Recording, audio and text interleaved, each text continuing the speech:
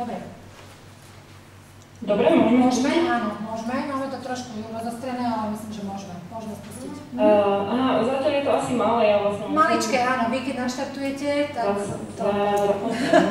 Jasne.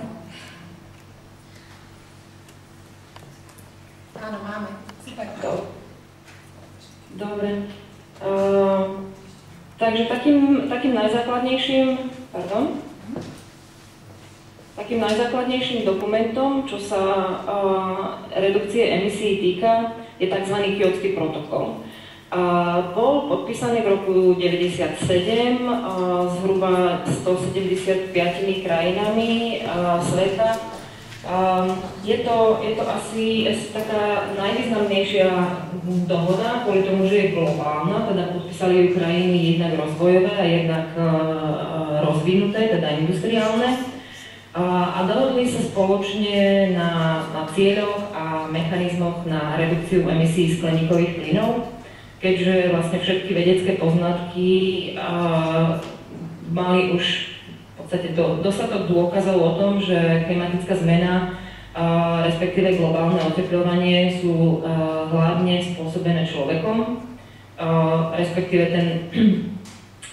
ten taký veľký nárast tých problémov je spôsobený človekom, pretože samozrejme skleníkové plyny sú aj prírodné.